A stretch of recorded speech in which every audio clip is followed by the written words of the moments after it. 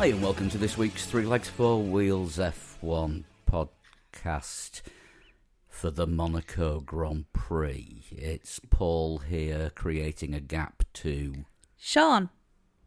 Kieran. And Lee crashed out on lap 1, so he's not with us tonight. What an absolute borefest that was. It was not good. It was all right for 40 seconds. Yes. I feel like the red flag period was more interesting than what followed the red flag period. Yeah. Well, that was the thing. We didn't actually get to see it when it happened. The TV director kept cutting away from it. Yeah. Yeah. And we didn't see the Alpine thing either. Until the replays. later. That took a good 10 minutes or so for them to show that. Yeah, Twitter seemed to know more about it than the viewers. Yeah, I mean, talk about the start. Do we think that K-Mag was to blame for that because he's blaming other people? I think at one point he was blaming Hülkenberg. Interesting. Oh, God, why? May as well blame Piastri at that point. I think I feel so... Sorry, I was going to say, I think if we're blaming anyone, it probably is K-Mag, but I think it probably is just a bit of a lap one, too many cars, too narrow a track, isn't it? I think. Yeah. I've taken a good day or so to come to the conclusion that it probably was, like you say, Sean, maybe a tiny bit more K-Mag for a move that was never going to be on, even if it was it was technically legal, not going to be on, but then causing the crash, which was essentially a lap one racing incident. Sorry, go on. No, I was going to say, Perez was so slow up the hill. I thought he was breaking down when I saw the replay.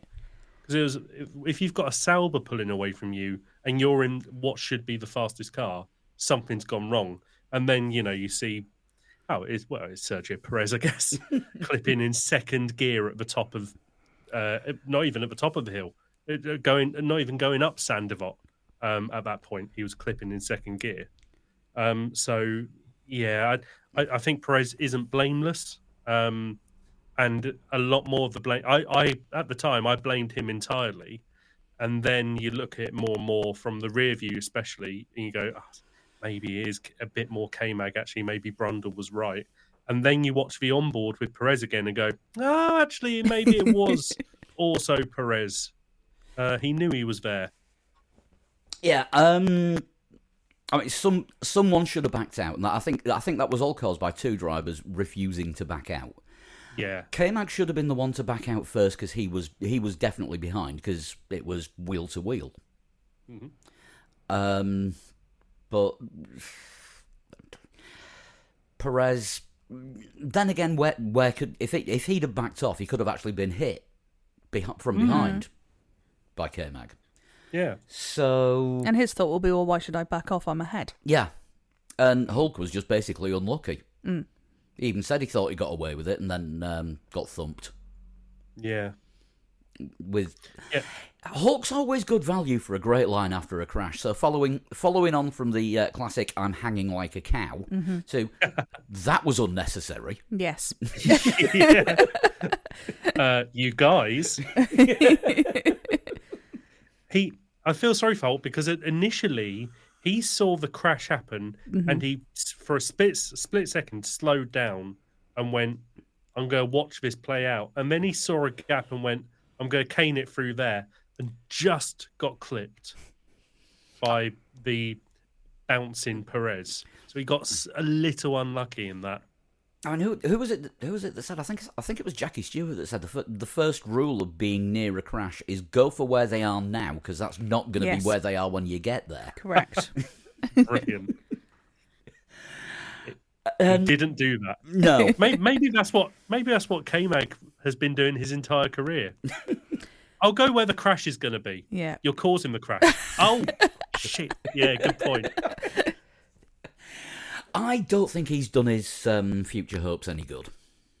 No, he seemed fairly sat on to stay at Haas a couple of months ago because they were palming out. Well, not palming out, but Hulkenberg's going off to Sauber, and Ollie Behrman would fill that space. But now it looks quite unlikely. Yeah, I think there's going to be a vacancy, and I think K-Mag may find himself back in what was it he was doing, IMSA. It was IMSA. And then one Indy race that didn't go well. So I think his current shenanigans, given Miami and Monaco, might just be pushing Gene Haas over the edge. Yeah, he's in serious trouble. And talking of which, Esteban Ocon. And again, I feel bad for this, but the more I see it, the less I blame Ocon. And that's not to say I don't blame Ocon. But for me, I think he sort of made the move Badly. until he didn't. So he had all the fun and games, and then somebody lost an eye. There was. I know exactly what you mean. There is, for a fraction of a second, there is a move on, but he does not execute it very well, and we all saw his flaw. It's the coming up in the air. Yeah, it's the coming home drunk and trying to turn the light on quietly. You know it. You're convinced that it's going to work, and it never does. Yeah, spot on. He did a lot better job of that than Button did on their line all those years ago when he tried to send him into the river, the harbour, the Mediterranean, whatever you call that thing. Yeah, it was just as well there were those placards of fake sea views there for him to lean up against. Like in Community. Yeah. The button's not working. No, wait, it is a sticker. You know, Jansen's still got a 3-place grid penalty if he ever does another Formula One race. Oh, yeah. It's the old Mika Hakkinen sabbatical, isn't it? Yeah. I'm waiting to see what happens when that ends. It'll just last forever. Yeah, he was on the grid on Sunday. You know, I was waiting for him to make the announcement that he's coming back. Then again, Alpine might offer him a seat. Or Haas. Yeah. But yeah, there is now talk of Ocon isn't going to have a complete season. It might be that he's sat out for a race or two. I'd binned be off disappointed altogether. by that. I'd be less disappointed if Jack Doohan got in the car, because it would be good to see what he can do. Mm-hmm. Yeah. I think the problem with it's very bold of me to say the problem with Alpine is if I can sum it up in one.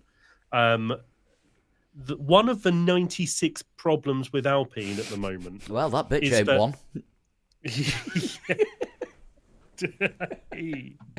I've got. Why did I go 96? I don't know. I've got 99 problems. The flake keeps falling out.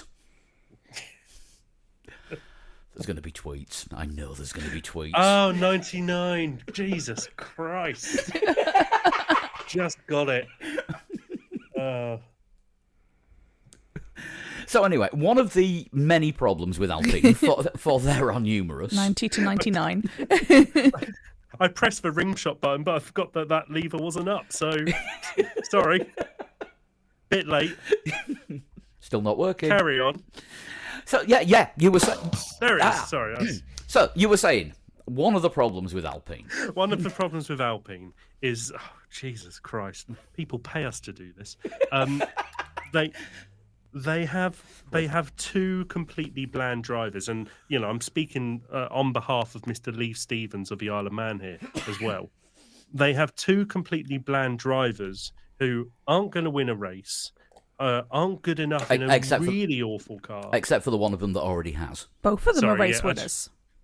I should probably quantify that with aren't going to win a race with Alpine. He's saying now. Ignore the Ocon one as well. Aren't going to win another race with Alpine. They're not quick enough to take an awful car up the grid like Max was getting the constant third places back in the Mercedes eras, or how Hülkenberg seems to be qualifying that Haas in the top 10 nearly every race, not this weekend. So what do you do with two people who are just 6 out of 10? because there doesn't seem to be much between them whatsoever. Ocon seems to be getting more out of Saturdays, and that works out in his favour a bit. Apart from get rid of both of them, because you can't really favour one another. If they absolutely hate each other, you can't favour one another and say, you've been the better driver, because you go, can we see you're working? Oh no, you're just as crap as him. Yeah, not even crap. Well, you're just as 16th in qualifying as him. You know? Because you always seem together battling a little too hard on track, and that's because that's where they are. Yeah. Sky did a wonderful compilation following the event. Oh, really? Of, I think it was every time Ocon has collided with his teammate, and it was about 4.5 minutes of collision. I think that's fantastic. I think that's the workings. Yes. Yeah. Never should you have a crash reel. And yeah, talking of Alpine, I'll get this story in now before we talk about the rest of the race. Mohammed Ben Sulayem, the big boss of the FIA, has now switched stance completely and told Andretti buy another F1 team, which we all think now is going to be Alpine, even because when Ted was doing his notebook on Sunday, he was talking about Andretti. Oh, I'm buying outside Alpine. Let's talk about Andretti. You can tell it's TT. It's TT. There goes a motorbike. There are going to be bike noises. There's not a great deal we can do about it. And all the bikers have got sod all to do because they've cancelled practice tonight. Is it today or tomorrow the start of the official start? Yesterday. Yesterday. Oh, yeah. Sorry. Yeah, it's a full week. Yeah, qualifying and practice is a full week until Friday, and then the racing is Saturday, Sunday, Tuesday, Wednesday, Friday, Saturday. Yes. Jesus Christ. Unless it rains on one of those days, and they've got two days to fit extra ones in. Yeah, the old Wimbledon dilemma. Yeah, but slightly more ragged. Yeah, and leathery. Leathery. Yeah. But what Wimbledon have you been watching? Not the one with Cliff Richard. No. But yeah, Mohammed Ben Sulayem is now saying to Andretti, go and buy another team. After saying, oh no, we want 12 teams in F1. And Liberty saying, we bloody don't. And I said this off air, I'm going to repeat it. So I'm boring you, the two of you, but hopefully not the listeners. Don't make me crack my joke again. Yeah, we're going for it. I've got the button now. In what world? Normally, it's you can't buy it, you've got to earn it. In what world is it the actual message? You can't earn it, you've got to buy it. Sorry. Yeah, that's such the F1 thing. It does feel the wrong way round, doesn't it? I mean, bearing in mind they are putting a new Concord agreement together, which comes in 2026, which determines how much money the teams will get, and how many teams there will be. Although the Concord agreement is from F1, the FIA side of the competition side of things has said. The contract says they can have up to 12 teams in there. It's just the Concord agreement is purely commercial. So that deals with how many teams F1/Liberty, Dorna, MotoGP want to have in F1. And but yeah, speaking to Reuters in Monaco, Ben Sulayem has now changed his stance and advised Michael Andretti to buy an existing outfit rather than persist in his efforts to join us in the 11th team. I have no doubt FOM and Liberty would love to see other teams as long as they are OEM. So basically, he wants another two car manufacturers in there.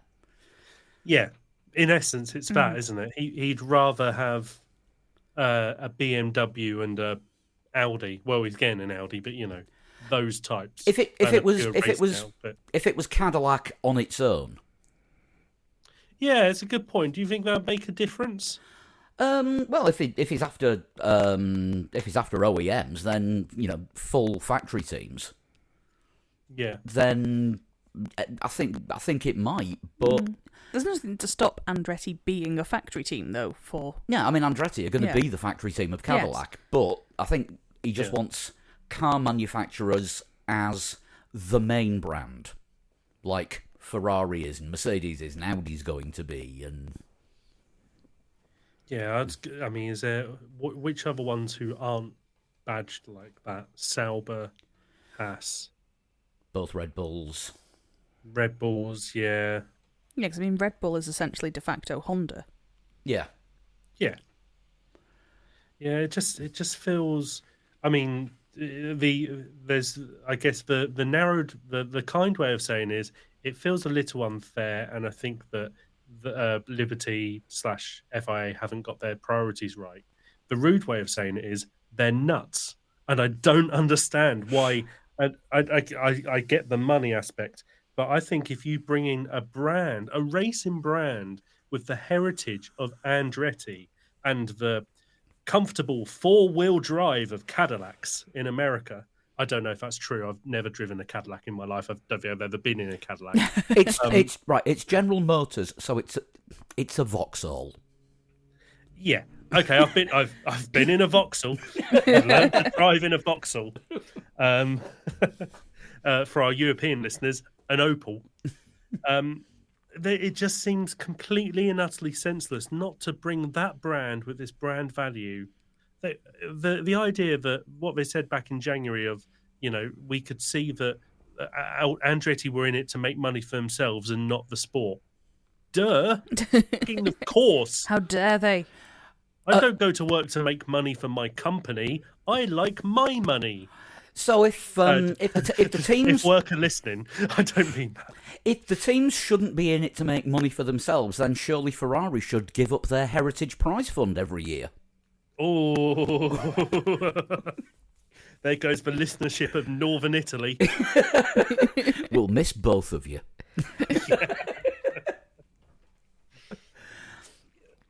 But no, it's the whole Andretti thing. It's getting more and more ridiculous. Mm-hmm. And I think Michael Andretti should buy Alpine, because then there might be a chance of the next iteration of that team being as successful as previous iterations of that team. Yeah. And if it all goes tits up, it can just be Renault again. Yeah. Oh, that's got. I mean, Renault will come back in a few years. Yes. This seems a certainty. Every time Renault leaves Formula One, everyone gets excited because Renault will be coming back to Formula One. Yeah, 4 years, lads. Do they? I'm guessing that it's their absolute last option to buy a team, given they've built their base. They've employed staff. They've got Pat Simmons on board. I don't know if that came up last week. If we've done that since last. I think it did. We did talk about that last week. Briefly. Yeah. So we've got Pat Simmons. Wonderful purchase, by the way. Good move. Not someone who's unpopular with the FIA. How can that trouble Andretti? It's all right. They're going to get Flavio in as the business manager. Oh, could you imagine? Yeah. Oh, two from Mr. PK Jr. Two from two with Flavio being blanked on the grid by Martin Brundle. Yeah. Is he the new Leo Sayer or Dave Richards, who just sort of hangs around going, "You'll speak to me in a minute. You'll speak to me in a minute." Martin, where you going? Come back. Jerry Halliwell back in ye olden days, just hang around Martin. Unfortunately, she does get too much screen time now. Whatever happened to the Christian Horner text scandal? That's died a death. It just quietly went away, never to be seen again. Or if the lawyers are listening, what tech scandal? Yes. All rise for the Austrian national anthem. Come on. Hang on, what's that? Rosbergia.mp3? I tried to argue with Jane at the weekend, saying, well, technically Leclerc's not the first driver from Monaco to win the Monaco Grand Prix. And I said, yeah, Rosberg won it. She said, oh, but come on, he was born in Germany. I went, oh yeah, born Wuppertal, Germany. 4 weeks old, moved to Monaco, lived there the rest of his life. I'd say that counts. I mean, he did race with a Monegasque license for a while. I think he's had a few different versions, hasn't he? Yeah. He was in GP2. I think he was finishing GP2 or one of the series below that. So, yeah, hence Rosbergian. Yeah, absolutely. Yeah. Right, we are putting this off. We are going to have to talk about the other 75 laps. Yeah. The sooner we've done it, the sooner we can purge it from our memories and move on with our lives. And that goes for everyone listening as well. Yes. So, heads down, strap in. It's going to be a wild ride.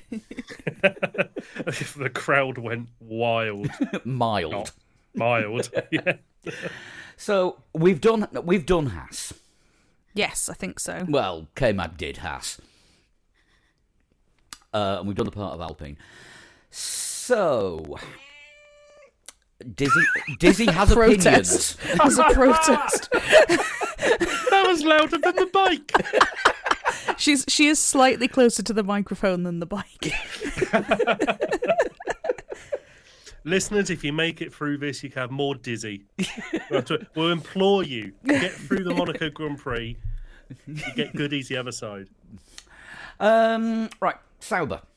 Zhou in 16th and Bottas in 13th. I think, did both of those end up on the list of 6 overtakes? Because DHL couldn't put a top 10 overtake list out. They only could do a top 6. They didn't actually flash the graphic up until after Bottas overtook whoever it was. Bottas overtake. I couldn't remember. But Logan Sargent. I think all the overtakes were possibly on Sargent. Though overtake award. What a concept! Yeah, I mean, they do vote for the best overtake. yes, it's just there wasn't a lot to choose from. Hulkenberg overtook Perez. Sideways. Yeah, technically, you know.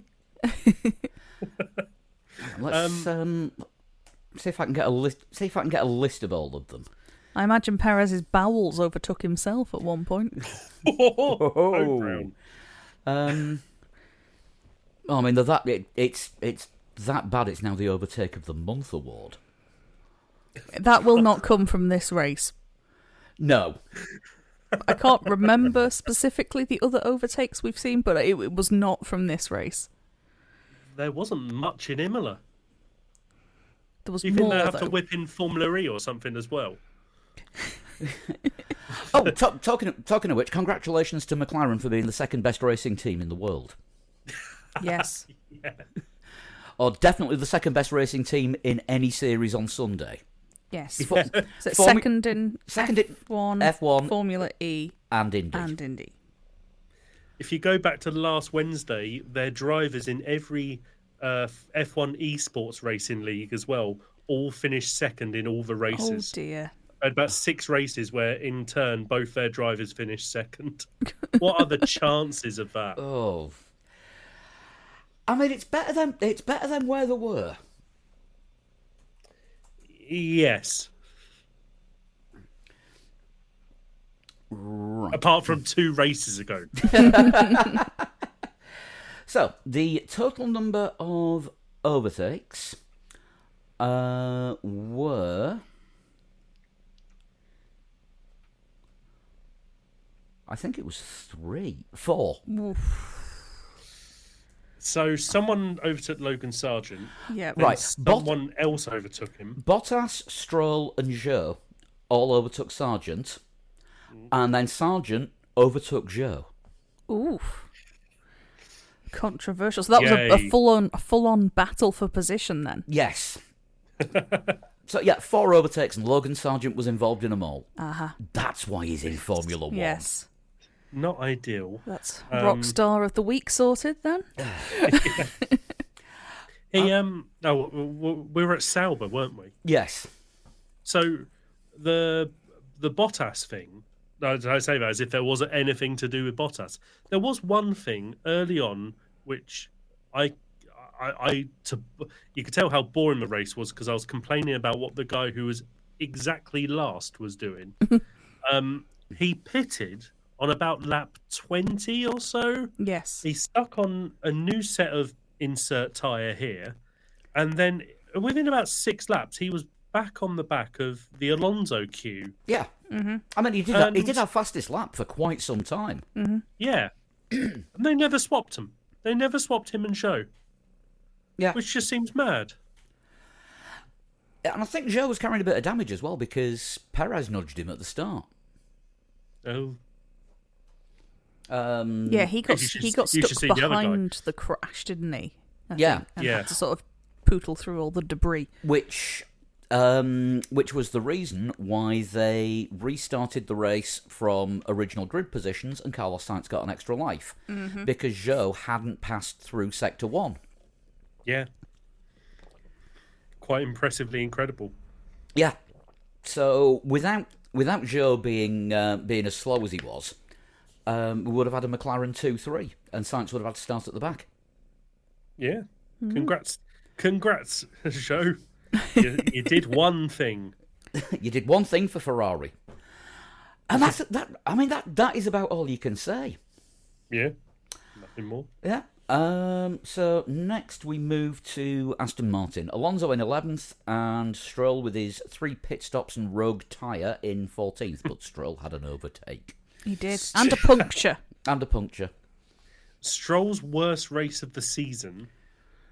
It's not a high bar. Yes, it's a very low bar though. Yeah. You have to admit. He had a chance, didn't he? When he was he the first to switch onto the soft tyres? He had a chance to actually try and do something, and what he did was clip a barrier. Yeah, and not even one of the regular barriers. No, he clipped a silly barrier. Oh, it was the mediums, I think. Was it? No. It was softs at the end. Yeah. He went hard, mediums. Yeah, hard, medium, hard, soft. Yes, I think after Bottas, I think he was the first to make a green flag pit stop. And all that time that Alonso held up those cars to get him the gap to come out, hit for some nice tyres and catch the others. And the second he comes out and goes ahead of him, he crashes. Yep. It's the most Lance Stroll thing in the world. Yeah. Good Lord. Yeah. And Alonso just wasn't on it this weekend either. And got caught in traffic in qualifying, didn't he? But that was about it. Who doesn't in Monaco? And then was traffic in the race. Mm-hmm. Yeah. Yeah, he was traffic. I'm trying to find positives, and I just bloody can't. Fair. Right, next probably Alpine. We've covered Ocon. Yes, he didn't cover himself in glory. Mm-hmm. Gasly in 10th. Obviously had some repairs to do on the car. They got it fixed. There's a lot of debate about should they be allowed to repair cars under a red flag because they don't in other series. It's tricky, isn't it? I feel like for someone like Zhou, who was stuck in a position where he could have easily picked up damage because he had no choice but to go through the cause of the red flag, and they've decided we need to stop the race to deal with that scene. I feel like if he picks up damage, that's fair enough. Gasly, Ocon, not so sure. No, Gasly, when you get twunted by your teammate. It's a racing incident, isn't it? There was... Twunted. Yeah. Copyright Chris Morris. Oh, yeah. I think that was from Blue Jam. Oh. An early cut. I suppose we could throw into that debate as well. Should they be allowed to change tyres under a red flag?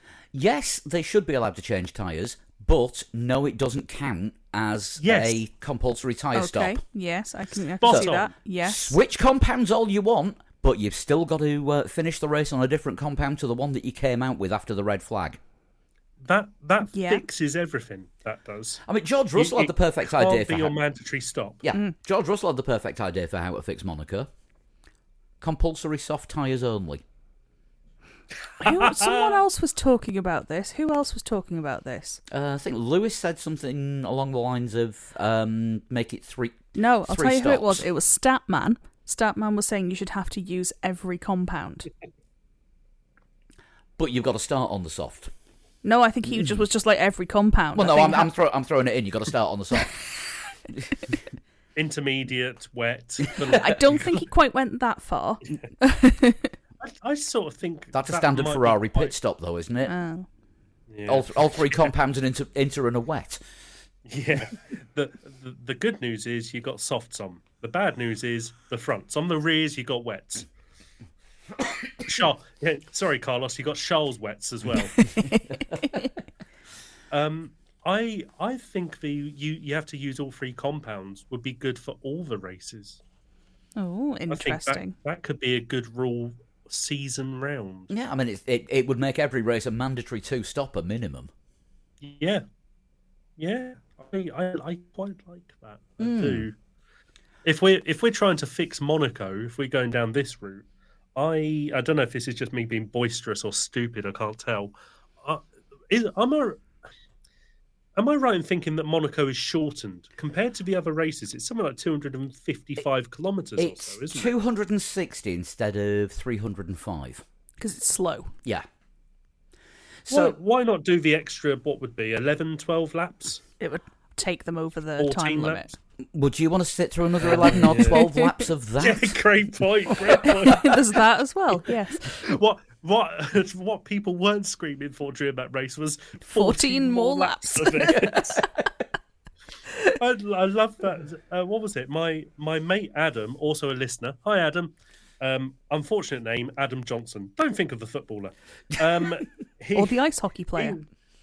Yeah, that's a good way of putting it. He said he's in Belgium at the moment. He messaged me saying, "So, was it a good Grand Prix?" And I just screenshot the thing from our chat of Lee saying, "This is the worst race I've ever seen in my life." I was like, "Well, what do you think?" Thank God that's over. Not a great. You haven't missed a bad one, Adam. No, I think Belgium was definitely more interesting than that. Yes. And that's not me saying Belgium's boring. I actually like Belgium. I'm a fan of beer and chocolate, and they do it so fucking well. Fair. And as is Adam. Oh, is he diabetic too? Not yet. Adam had a beer-themed wedding, and 2 hours before I was his groomsman last year, I was putting up hops in this old barn, and they're sticky and spiky and smelly. And we got them done with about 20 minutes to go. And I turned to him at the end and went, I can't believe that took so long. He went, but don't we smell brilliant? It's your wedding day. You don't want to smell like hops. That's not the point. Yeah, you meant to do that on the stag do. Yeah, and to be fair, we did. Not surprised. Not surprised in the slightest. But Well, I think we've just fixed Monaco and F1. yeah. Yeah. Result. Yeah. Right, Williams next. Logan Sargent, who obviously was involved in the thick of the action. Yes. Logan Ayrton Senna Sargent. Yeah, 15th. Participated. And more importantly, Alex Albon, Williams' first points of the season. Oh, yes. Yeah. Monstrous in qualifying. Sargent was disadvantaged by the fact that he was using last year's rear wing because Williams have run out of parts again. Now, the reason that Williams have run out of parts may well be down to Logan himself. He's probably not helped, has he? No. I mean, he didn't cause the $3 million worth of damage in one go that Red Bull are claiming K-Mag did. But yeah, Sargent was running last year's rear wing, and that's... Sorry, I'm trying not to make this sound sarcastic, and that's why he was so slow. But Albon had the upgrades because he can look after them. You know, you can like leave your children with him, and he won't put them on the fire. And Yeah. That's why the Logan sign of a Sargent's good- babysitting business didn't take off. Yeah, that's the sign of a good babysitter. No fire. and yeah, Albon is getting something out of the car. Yeah. I mean, you can't really say sort of decent race performance because the top 10 finished how the top 10 started. So all we can do is praise Albon for his qualifying, and he's getting to be a regular in Q3. Yeah, good. He did it at the right race. Yeah, if you're gonna get in the top 10 in qualifying in somewhere where it's impossible to pass, unless you're Logan, then this is the place to do it. So I like it when Williams score points because I've had a soft spot for Williams since the Alan Jones days. Ask your grandparents. Right, next up, RB, V-Crabs. Buy one, get one free, as James Vowles called them. Yeah, that's brilliant. Danny Rick in 12th and Yuki in 8th. Yuki's coming good. It's good, very good qualifying again, wasn't it? Well, don't forget, that's because he's been told, every time you swear, think it'll take a 10th off your lap time. Yeah. Which is a shame, because sweary Yuki on the radio is quite fun. Yeah. He's he might be my star of the race. Oh. Even though he did sod all. I mean, don't forget, Red Bull have Tsunoda under contract and he was their sweary driver. Right up until Isaac Hadjar. Oh, yes. Yes. Oh, that God, was an unhappy boy, really, wasn't it? I think in the F2 race, when Hadjar lost out because of that late virtual safety car and lost the win to somebody who was due to finish something like 17th, if it had been a normal pit stop, I think that won the DHL longest bleep award. It was not F for Formula, was it? F2. I've got a huge amount of respect for his engineer. Who, when he first came out the pits behind him, and Hadjar's going, "What the hell? No!" Engineer was very much Eric Idle. Always look on the bright side of life. Going, "That's Monaco for you, mate." But no, it's not. I don't think he was happy with that excuse, was he? No. Then afterwards, when he said, "Right, check a flag, that's P2," and Hadjar's going, no, you can't say that. No, you can't say P2. Literally where you finished, though, wasn't it? So P2 is... I mean, we had a full-on Dan Ticktum-esque "Don't talk to me." Mm-hmm. Yeah. Yeah, it was superb. So, yeah, the future of Red Bull-backed swearing looks like it's strong. Yes, just with a different accent. Yeah. You can have whatever accent you want because you can't hear it under the beep. Isn't that what Dale Winton used to say? I don't know, something similar. Yeah. Yes. For our American listeners, that was the British. That's a 90s British TV reference. That was the British version of Supermarket Sweep, which is an American show, apparently. Oh, really? Walmart. People running around fighting and gross consumerism. Of course, it's a fucking American show. Hello, American listeners. I was going to say the opposite. Goodbye. Moving on. Yeah, an early one for Red Bull. Max in 6th. Didn't like the car. Was bouncing like a kangaroo at one point. I think that's what he claimed on Saturday morning practice at P3. Yeah. Okay. Didn't trust the rear end. Didn't like the way that the car was working at all, and was slow, and wasn't afraid to let GP know how slow he thought it was. And quote of the race: "Fuck me, this is boring. I should have brought a pillow." Yes. It's brilliant. He again. There's an argument for Max having the participation award.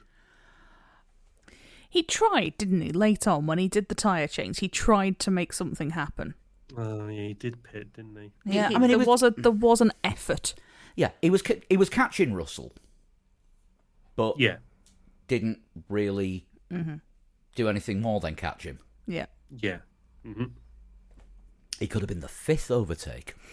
It does kind of show, doesn't it, just how big an issue it is, Monaco, that what we know is the fastest car on newer tyres so easily caught the Mercedes and could not get past. Yeah. Yeah, I mean, you kind of expect a Sauber to not pass anyone after a pit stop on fresher tyres. Mm-hmm. But, yeah, Red Bull, something needs to change. Yeah, absolutely. Right. Mercedes. Hamilton in 7th, Russell in 5th. I think Hamilton got bored. Yes, I don't really remember Hamilton. Well done, Mercedes, for not sacrificing any George Russell points to try and get a fastest lap.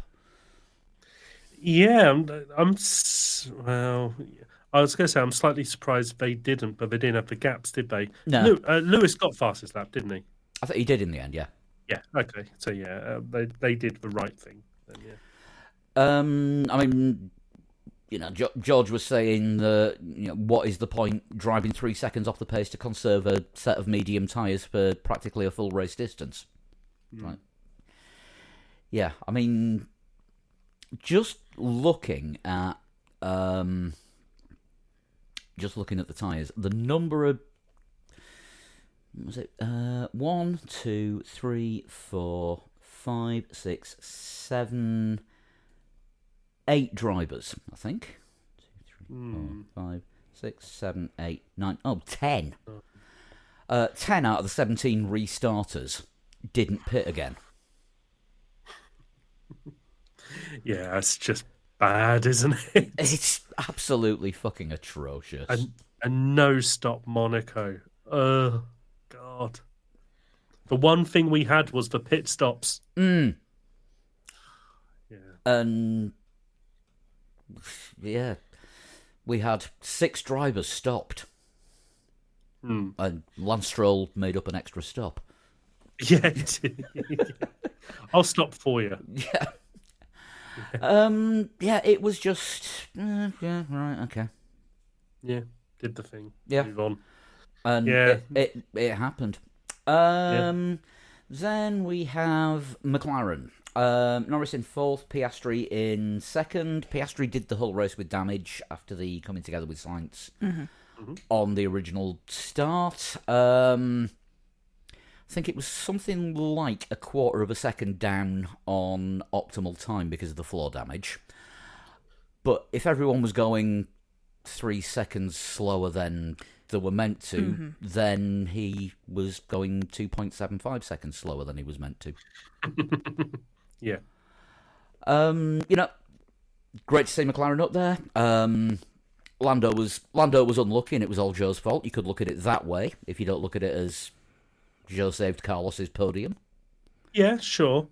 I doubt it would have changed, but I think 2 McLarens hassling 1 Ferrari. At that point, Leclerc's really got to slow down, not for them to split strategy. Because catching hindsight here, say that race played out exactly like it was, except Sainz was still in the pit lane, and there was a 23 second gap at one point between Piastri and Russell. What you say is, we pit Piastri, Lando. If Leclerc's trying to slow us down, then you give him a go. You probably won't get past. But Piastri, in 8 laps' time, if Leclerc is slowing us down, will have caught us, and we'll let him through, and he'll have a crack at you out of the tunnel or something like that. Yeah. You could at least give it a go. But Sainz stopped that because Sainz was too much of a buffer. And they would have had to have overtaken 2 Ferraris. Yeah. And if, you know... They always say with the pit stops, who's going to blink first? And everyone was on ultra-strength Red Bull, Monster, caffeine, Baroccacinos. Baroccacinos, yes. We needed them on Sunday. Did you explain the Baroccacino on the show last week? Or was it cannot remember, in all honesty. I think it was off air. I think it might have been. I think it's self-explanatory. What happened is a Barocca, the effervescent orange vitamin tablet, ended up in a coffee and it got very frothy. Photos available on request. I explained the concept of it on the phone to my mother-in-law yesterday. Why? she said, we're going to see her in a couple of weeks, and she was saying, "Oh, do either of you drink fizzy wine?" And Jane does, but I don't really because I've got chronic acid indigestion.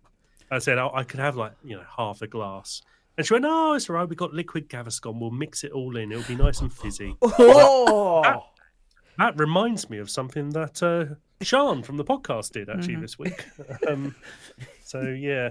Basically, I get up very early, and apparently one day last week I wasn't quite with it and got the wrong drinking vessel. As it turns out, you needed both a Barocca and a strong coffee, just not at the same time. No. It will wake you up. That just leaves Ferrari. Charles Leclerc broken his Monaco hoodoo. He has now won on his home circuit. Yeah. He has now gone an entire Monaco weekend without binning it. And well done. Yeah, good race. Yeah. I'm slightly sorry to him because I guess he's actually the star of a race when you think about it. I guess. Sorry, Yuki. I really think he probably is. So, yeah, as soon as he got pole on Saturday, it's like, right, it's going to be win it or bin it. Yeah. And I was pretty sure it'd be bin it. We all were. Yeah. Right, rock stars and wankers. I'm throwing, not an F1 driver, but I'm throwing Isaac Hadjar into the rock stars. Yes, we enjoyed the swearing. Yes. It's like the Gene Simmons Award, though. Leclerc for the win. Mm-hmm. Tsunoda again, best of the rest. Yeah. Including Perez in that rest. I'm going to say Lance Stroll for giving Ted Kravitz the most to do. Because if he was pit lane reporting... Oh, as a rock star? Yes. Not a wanker for driving into a stationary object that's there all the time. All right, Gene Simmons. The Gene Simmons Award. Yeah. Rock star for giving Ted some work. Wanker for... Oh, there's a wall there. Yes. Yeah. And it's not even a good wall. He clipped a daft wall. Yeah. Daft wall clip of the week. Daft wall? Are they the walls that wear masks? Maybe. Daft wall, yeah. So daft. No, I can't say what I was about to say. Techno Pink Floyd tribute. Yeah. The Canadian Pink Floyd show. Any wankers? The track? Yes, the track, I think that's the reasonable. FIA, yeah. Magnussen, Ocon. Kylian Mbappe's handler who tried to stop Martin Brundle to do with Martin Brundle when Brundle said, "I'm in charge here, mate." Yes. Yeah. Have you ever seen that clip? I don't know why it's just reminding me of it. Have you ever seen that clip of the guy trying to win the bowling tournament, and he's on the last ball? I'll have to track this down. I think it's some sort of like I am not familiar with this. Somewhere in America is what I'm going to say. I'm not going to say where geographically, but not the East Coast, let's say. Mm-hmm. Somewhere maybe in Southwest America. Somewhere where they say y'all. Y'all, yeah, there we go. There's a bowling championship going on, and it comes down to the last bowl, whatever you want to call it. Mm-hmm. I used to work at bowling at. I say that, I was only temping. Oh, God, thank you very much. Night, everybody. Anyway, right, this is going well off the point. So there's this clip of this bloke who's in his 50s or so. Apparently, throughout the whole game, he's being taunted by this 12-year-old who's just in the crowd having a laugh, winding him up. Then he gets the last ball, he gets a strike, he wins it by, I don't know, 2 pins or something, and he starts going, "Yes, I did it! I'm the champ, I'm in charge." And I think he's trying to say to the kid, "Who do you think you are? Yeah, you're not me." But he says something like, "Yeah, do you know I am who I am?" Like, what? You fluffed it. You blew it. I'll have to send that clip on the group. It's brilliant. Yeah, it's like the classic American football coach speech. They were who we thought they were. Yeah, they beat you. Yeah. 347. I think that's about all we can say, isn't it? Yeah. Yeah. Yeah, I would have said Marshall's definite rock stars. Yes. Yeah. Had a lot of clearing up to do. Indeed. Oh, wankers. The advertising hoardings. The ones that kept... I'm trying to do this without using the term getting sucked off. Being removed from what they were attached to and ending up in people's wings. Yes. But you did say sucked off. Yes. Yes. Don't think of a pink elephant. Yeah, I'm going for one extra Rockstar nomination this week. And it's not an F1 one, and it's something that hasn't happened yet, so he's not been a Rockstar. But as of recording on Tuesday night, he will be a Rockstar for at least 24 hours from Wednesday night. Mate of ours, Josh Morris, really good guy, do a lot of sim racing with him. He is doing a one-man 24-hour challenge on iRacing in a Graham Hill-style Lotus 49 around Watkins Glen. He's driving on his own for 24 hours, and it's all in aid of a charity called CALM, the Campaign Against Living Miserably. As I've spoken before on the podcast, I've had a lot of problems with depression and my mental health, and it's a charity I really do support. And I'm going to be helping him out on the technical side of things. And we're going to be streaming it on the Three Legs Four Wheels YouTube channel, so it's going to be live for the full 24 hours. So we'll put a donation link up on the stream as well, and I'll put one on the site. And if anybody wants to donate, watch, join in the chat, send him encouragement, I definitely encourage you to.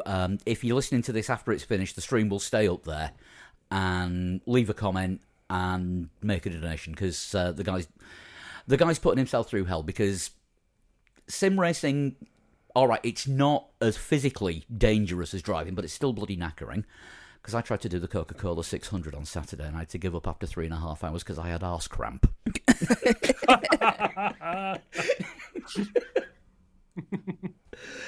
But please, if you can donate, they've got a Facebook page as well, which, if I can get my bloody mouse working, there we go. It's Race to Reach Out. Race number 2, Reach Out.